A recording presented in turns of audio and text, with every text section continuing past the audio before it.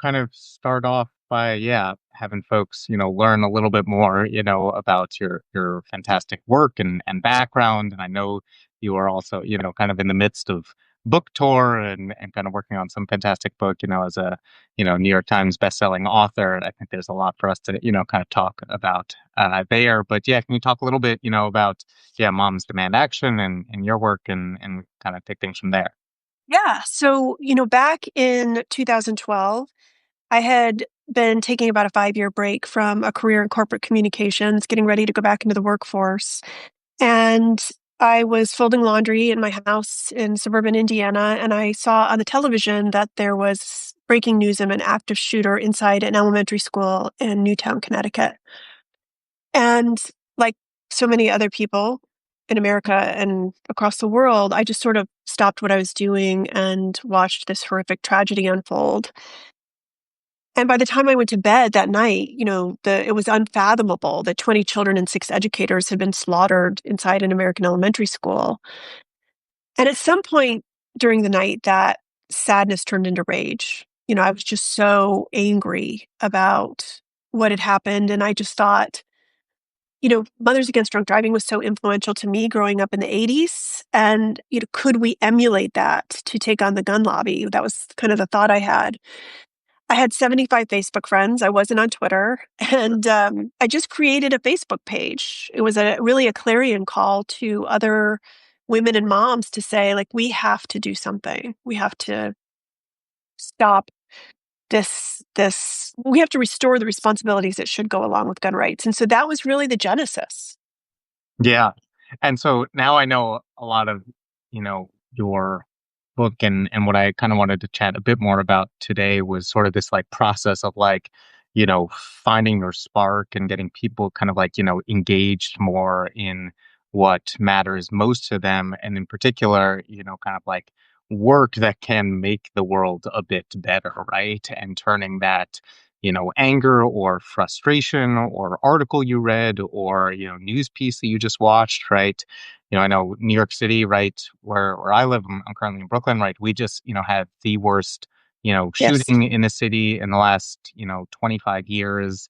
Um, Actually, I saw you tweeted this morning and I wrote down the tweet on a post-it because it like, was so impactful to me, which was a uniquely American sentence. A search of his car yielded a rifle case, a loaded revolver, a backpack, and medication that had been prescribed to him. He had a gun license in Nevada and a documented mental health history. We are really in such challenging times. There's no shortage of these stories, going on in just about everybody's cities. Like, can you talk a bit about like how people can start, finding that work that drives them to, start, be addressing some of these calamities? Yeah, I never considered myself an activist. I never imagined I would get involved in any kind of issue like this. And I travel across the country, and so often women will say to me, "Oh, well, you must be different. You must be a born leader," and I am not. I grew up with horrifically untreated ADHD, that kept me from I barely graduated high school and college. I had a debilitating fear of public speaking. I didn't know anything about organizing gun violence or the legislative process. Like, I'm not the person people would point at and say that woman should take on the most powerful special interest that's ever existed, right? And yet I was exactly the right person for the job for all of those reasons. Right. And that is what I've seen in my career and in my activism be so effective over and over again is it's this combination, I call it the fire formula, when you marry your values, abilities, and desires. And for me in 2012, my values were protecting my family and my community. It's different now that I'm an empty nester, but that's what it was then. It was my abilities. I had this decades long career in corporate communications. I knew how to build a brand and tell a story. And then my desires were to really stand shoulder to shoulder with a badass army of women that I knew was the secret sauce to organizing in this country. And we all have that, Yeah. those abilities, desires, values that are unique to us. And so it may not be starting a huge organization. It may just be starting to get involved somehow, some way in an issue that is calling to you. Maybe it's just in your neighborhood. Maybe it's in your state. Maybe you want to run for office, but we all in a democracy have an obligation to get off the sidelines. of those values, abilities, and desires, like, and as you're kind of talking with people and thinking about this, like, what do you find people end up like second guessing themselves the most on, or which is the one that like ends up being the biggest barrier for someone to go out and like, make that Facebook group, or call that person, or, get their coworkers when they're standing around the water cooler to like actually start engaging on some of this work? I talk about this in the book. It's often a fear of blowback. Mm, I talk in the book about how I immediately started getting threats of death and sexual violence to me, to my family, and how I decided, particularly when I called a police officer and he came to the house and I told him what was going on. And he said, "Well, ma'am, that's what you get you when you mess with the Second Amendment." And it was really in that moment, I was like, okay, I'm either going to back down or I'm going to double down. Right. And we all have that choice to make. Maybe you're not getting threats of death and sexual violence, but maybe someone's making a snarky comment in your kid's pickup line at school, or maybe your mother in law has something to say about an event you missed. Like when we live differently, whether it's doing less or doing more, we're going to get blowback. And that triggers feelings in us of guilt and shame. Guilt is yeah. I did something bad, shame is I am bad. And I call them in the book extinguishers, we respond to those triggers each in our unique ways. For me, it was martyrdom. And I talk about the fact that I didn't take any money for my work as a full-time volunteer activist for 11 years. Because I thought, yes, I'm provocative. Yes, I'm taking on gun extremists. Yes, I'm doing all these things that women don't typically do, but I'm a good girl still because I don't get paid, right? Yeah. And we all have that. Maybe it's a fear of failure, maybe it's an imposter syndrome, maybe it's perfectionism, maybe it's a desire to disappear. There are all these different ways that we get triggered. And so sometimes it's easier just to not even start. I have worked with so many women who are like, okay, I have to cross all the T's and dot all the I's before I Right. can even Right. take one step forward. But it's really about building the plane as you fly it. That's really the secret to success. Like, just if you have an idea or a thought or a desire, begin to pursue it. And the worst that can happen is that you fail. And I talk a lot about failure in this book. Like, Yeah. women in particular are so afraid of failure. We see all these men in real life fail, everyone from Beto O'Rourke to Elon Musk, and they just keep moving up. It's like they can fail and still get all these opportunities. And women are sort of expected to disappear. And so I think it is also grappling. There's blowback, but there's also ultimately this fear of failure. Yeah, no, I mean, there's such a big, gender divide that I think you do end up seeing, with so many of these things about like feeling like you need to be so buttoned up in everything that you present. And there have been so many people who have come to me thinking about like, hey, I'm trying to launch this thing, do this other thing. And they so immediately start talking about like the LLC that they're thinking about putting together. And I'm like, that's not the right way to start. Like you can kind of, exactly as you said, build a plane as are flying it. Um, but that concern about blowback and that like imagination that so many of us have about before we even launch, like what our friends are saying or neighbors are going to say. Yep. And, I know you had, recently had a Substack Live and conversation with Katie Couric where you had talked a bit about, some of this, violence, and threats that you had faced. And, so much of it can be that, or probably less of it is some of those in-person interactions that you have with a police officer or the person in line. But so much of the because so much conversation now is moving online, a lot of people will feel that in those ways as they tweet things, as they write articles, as they do other things. And that it's so easy for so many anonymous folks to provide that kind of like pushback and challenge. It makes it really difficult for folks. But I think it is like, yeah, how you can overcome those things and also recognize that, like, I don't know, failure is maybe part of the journey, and that so many men, particularly men in tech, like build their narratives on like, oh, I failed and therefore I can succeed now. That's such a great point. And, I talk in the book at length about how to survive blowback because I've had so many women say, I would love to get started, but I just need to know how to navigate the blowback I'm going to get. And again, it doesn't have to be huge. It can be as small as having a tough conversation you wanted to have, right? But blowback is coming. So in the book, I interview over 70 women, and that includes experts. And so this is just boiling it down. It's much more expansive in the book, but there are really three things to think about as you're getting blowback. And the first is, who is it from? is this someone I admire or respect or care about? Like, does this person's opinion matter? And to your point, if you're online, you're going to have all kinds of people, including Right. like Russian bots telling you, all the reasons why you should not try to do something. And you have to be able to figure out, and there are a lot of exercises in the book, like how do you figure out if this person's feedback is important? And if it isn't, how do I ignore it? If it is, how do I take it in and, Right. and take the next steps? The second thing is to reframe that blowback. And I talk to everyone from Kristen Neff, who's an expert on self-compassion, to Sharon Salzberg, who's an expert on meditation. And it's this idea of like, how do you sit with those feelings? Because we're so socialized to avoid them or to get rid of them or to make them stop that it makes us stop. And so if we can actually internalize those feelings, sit with them, be comfortable with them, and keep going, that's half the battle, right?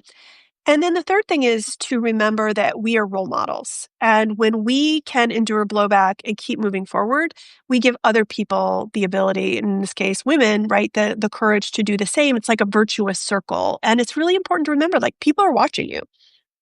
Yeah, this last one has really been coming up a lot for the American Equality newsletter recently, where we have been posting, some articles around, school shootings and gun violence as well. And, people have been kind of responding saying like, the only thing that can, stop a bad guy, with a gun is a good guy with a gun, and devolving into, kind of these really, kind of hurtful conversations, particularly as children are dying, teachers are dying.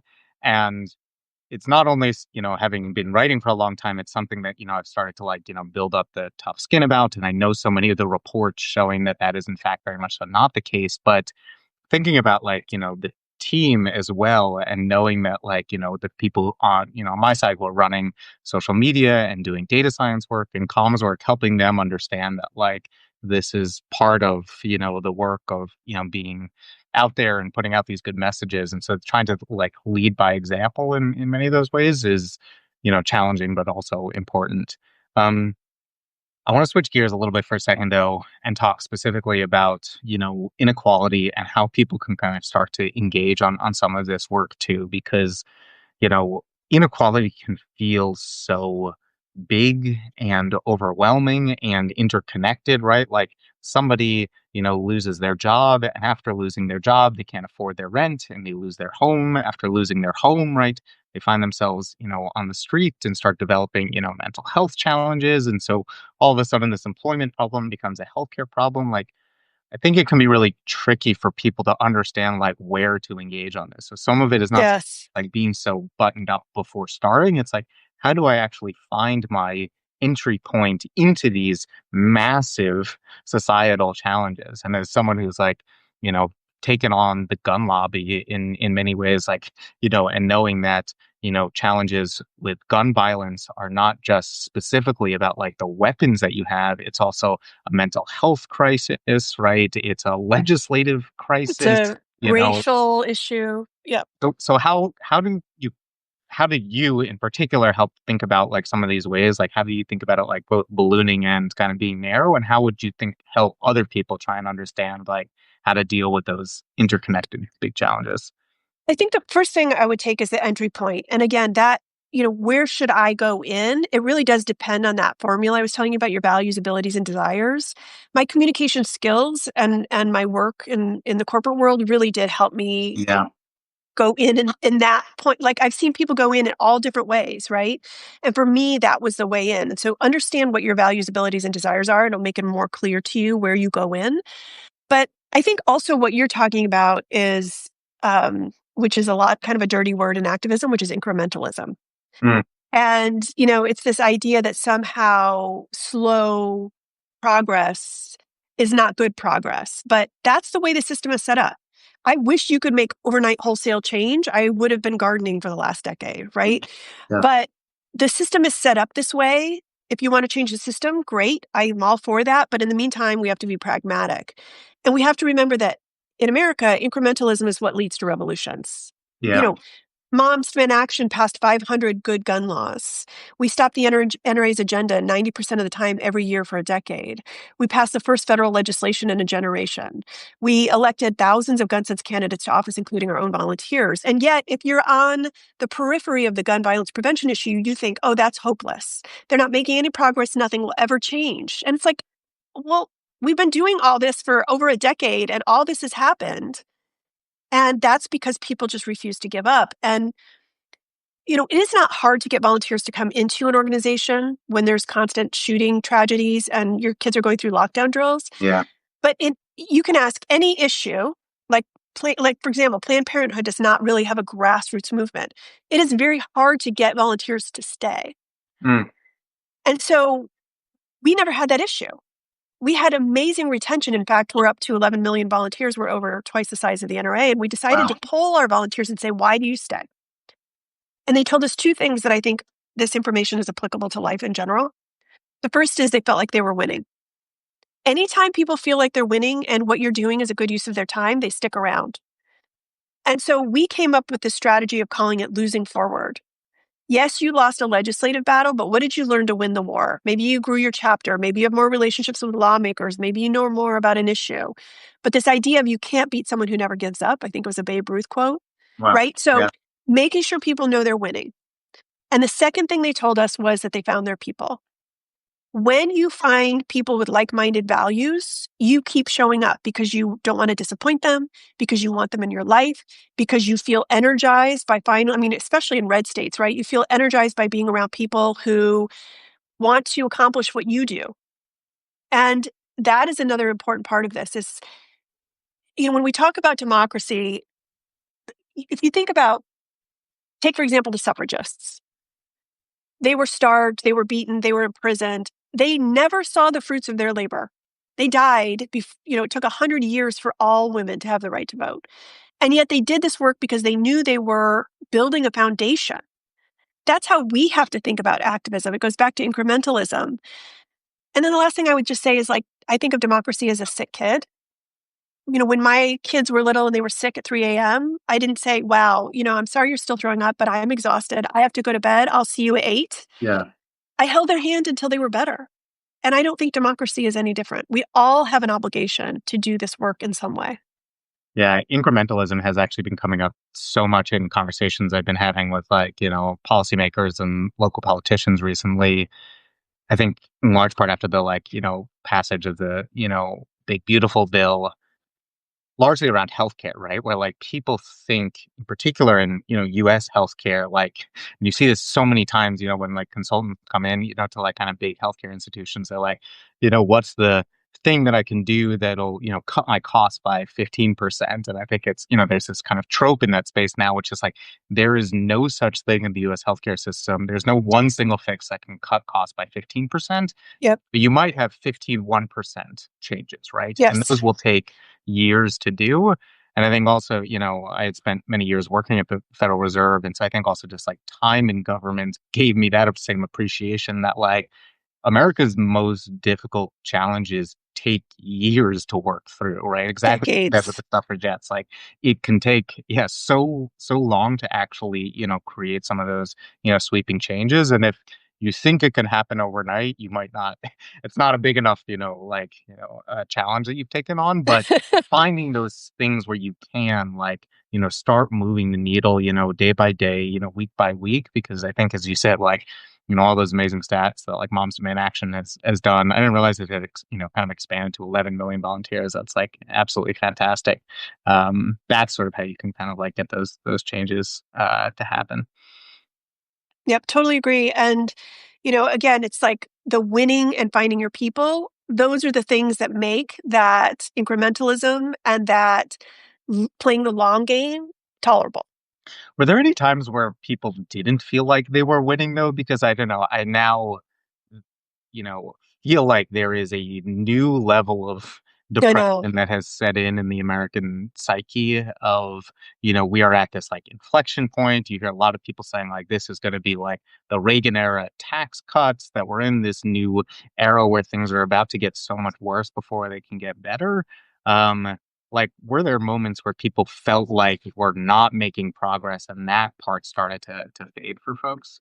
Yes, and I would give Virginia as an example, and it's why, I'm really trying to underscore this point of what you're doing is building a foundation that you can build on or other people will be able to build on Right. long term. When I started Moms Demand Action, about a quarter of all Democrats in Congress had an A rating from the NRA. And when you look at a state like Virginia, which was pretty solidly red in 2012, you never would have thought, oh, that's going to be a state where we can make incredible progress. And yet we kept plugging away. I remember we would show up at every single fundraiser and house party that Mark Warner was having. He had an A rating from the NRA at the time, and he was voting for their bills. And we were like, just kept showing up. And we said, like, you have a choice. We can have your job or we can have your back. It's really up Yeah. to you. And that helped him eventually be able to vote his conscience, right? And he got an F rating from the NRA, which he was very proud of. And then we started in on the state legislature. And we began showing up and having conversations and being a force in our red shirts far before Donald Trump had the color red. And I can remember a pivotal moment was right after the mass shooting at Virginia Beach. And Republicans were in charge and they gavelled in and out in 90 seconds without doing anything. Wow. And we had hundreds of volunteers at the State House just in protest. And they were going toe to toe with armed men who had AR-15s who were there to silence and intimidate them. And it was sort of a pivotal moment, which was like, this is what it looks like, America, to live in a state that kowtows to the gun lobby. And then in 2019, we outspent the NRA in their own backyard. They're headquartered in Virginia. And we flipped all three chambers of the General Assembly, governor, senators, and the House, Oh, and went in and passed 12 good gun laws in 2020.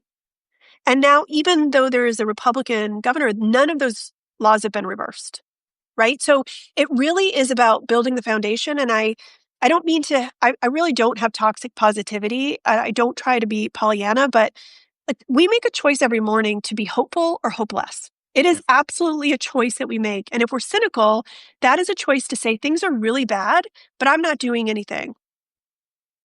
And I, I, I feel like that's an excuse for inaction.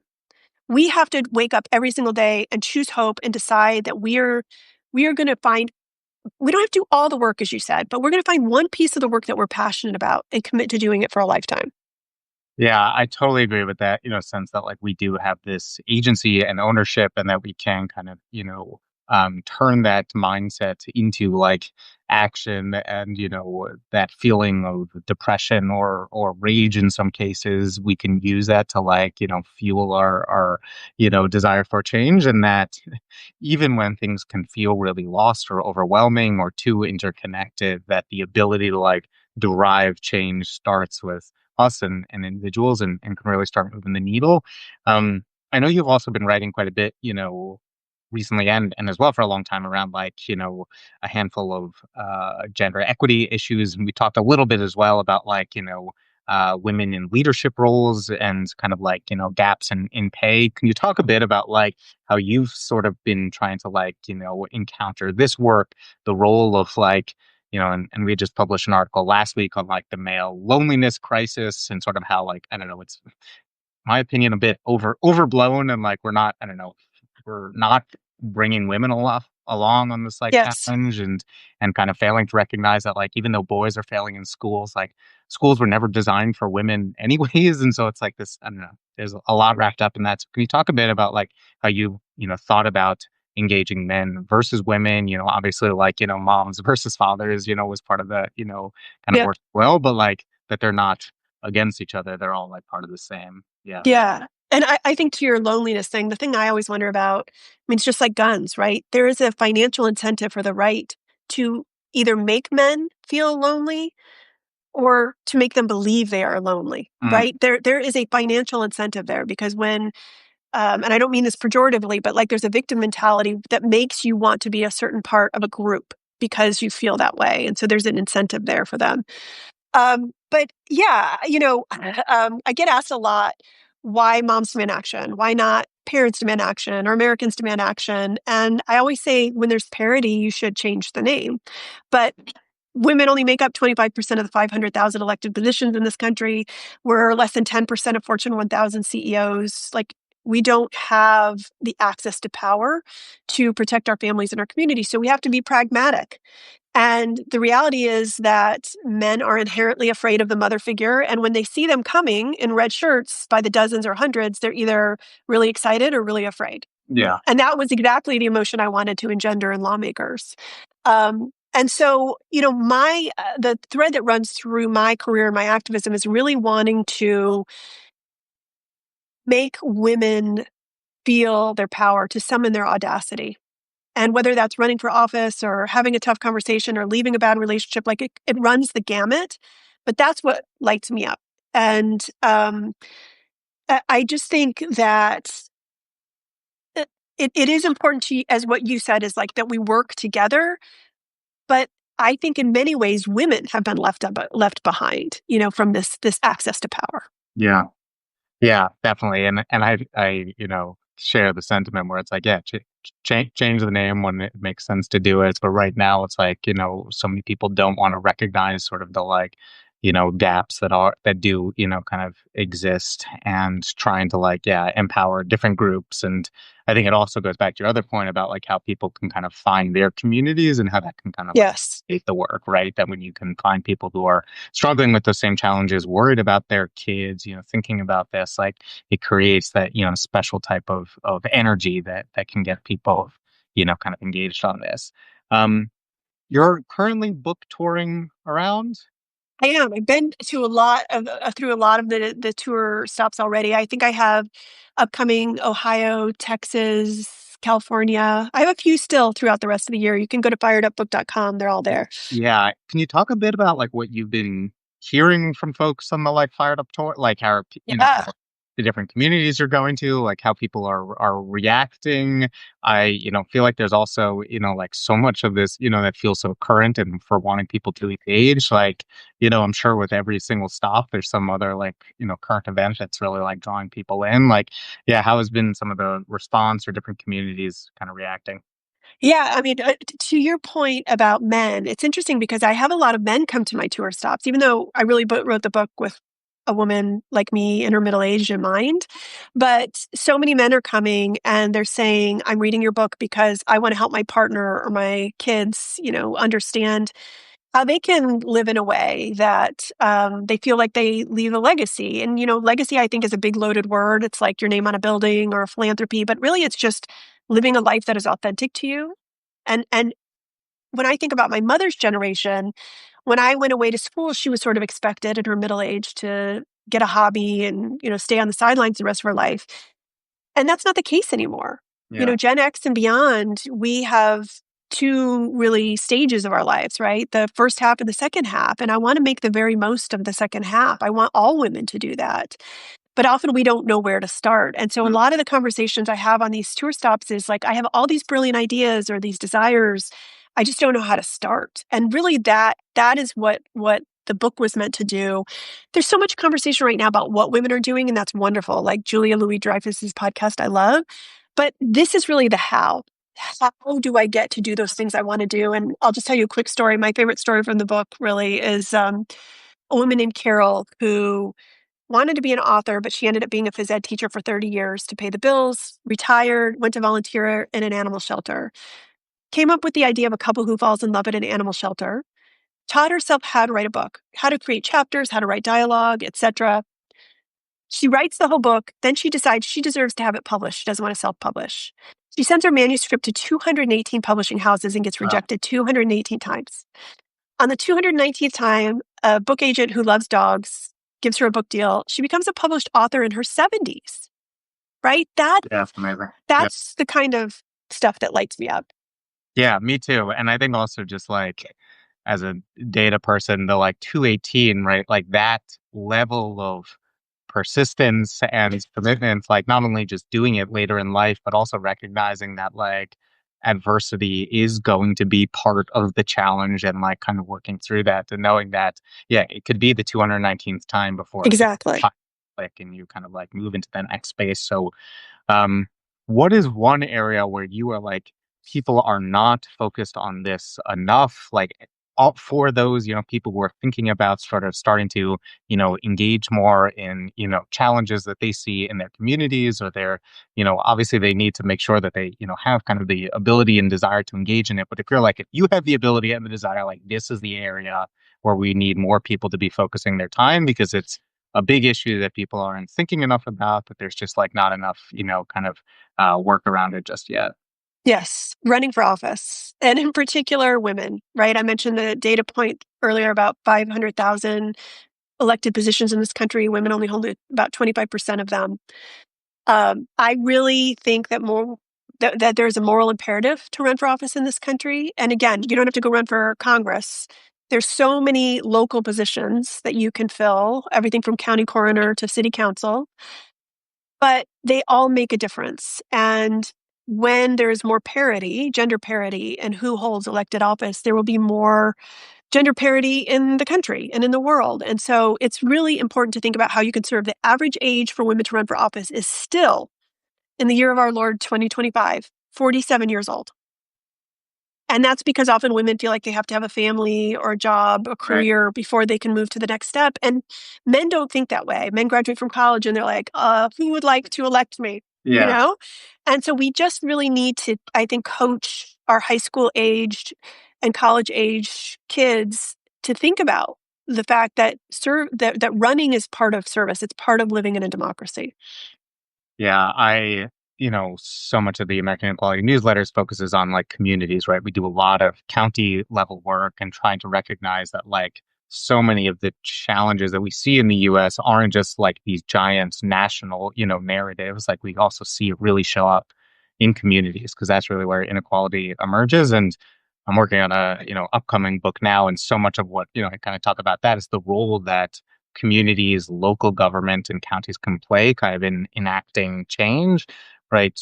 Government sometimes being the best, and local government being the best way to enact change, but also thinking about like who are the nonprofits or NGOs or kind of social institutions that are also the ones that can move the needle because sometimes the governments aren't the best funded things or they don't have the best power structures, but trying to get people kind of more involved there. And so this desire to get people to like run and be in those, positions of government and power, women in particular who can, kind of help, address so many of these like, inequalities that have persisted for so long and recognizing that they're like, male counterparts just don't share that same type of baggage. And so that, gap in running, kind of moving into those positions of power, makes those, inequalities persist for so And long. and we don't even think about it, right? We don't even think about what a difference it makes. And I'm just thinking of there's a woman I interview in the book. Her name is Andrea Hunley,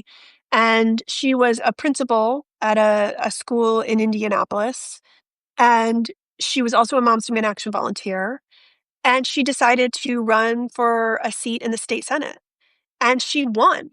I mean, a Democrat, a Black woman in the Indiana Senate. I think she's the only school-age mom in the Indiana Senate.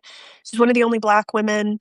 She's certainly one of the only educators, Yeah. and she brings all this rich experience that is going to change the way the Senate thinks and acts in the state. And it is profound, when you are able to run for office and represent different perspectives. Yeah, and I think people probably also very much so like downplay their own experiences in this Yes. too, which is that like you don't realize how much you can bring to these, conversations and that your perspective because we're like, oh, surely someone must have thought about that, someone must be writing about that. The people we elect are smart, but it's like, I don't know that. Um, The people we elect are smart. That's an interesting statement. yes, there If was a you spend a lot time. of time in state houses, Yeah, they're there not was a rocket time. scientists. Exactly. But yeah, getting more smart people who can bring their experiences into these roles. And I think particularly like, yeah, in local government, right? We like really don't often see it. I mean, in part because many of the jobs like don't pay a lot. They Yep. consume a lot of people's time.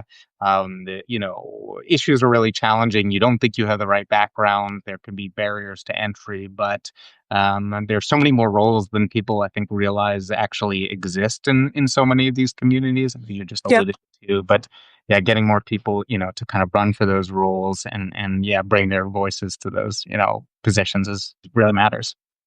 Agreed. Um, Thank you so much for joining us Yes. today. Yeah, it was really powerful. I'm yeah excited to like kind of stay tuned, for the book tour for Fired Up as it kind of continues to roll across the U.S. And I know there was also some comments in here saying how Virginia loves you, Shannon. So Maybe they you're meant you. right. Yeah, you're right. You're right. It's possible, but yeah, Virginia loves you. yes, Virginia loves all of us. It's four loves. Um, but yeah, thanks so much for the time, Shannon. And Thank you. yeah, looking forward to staying in touch. All right, bye. Bye bye.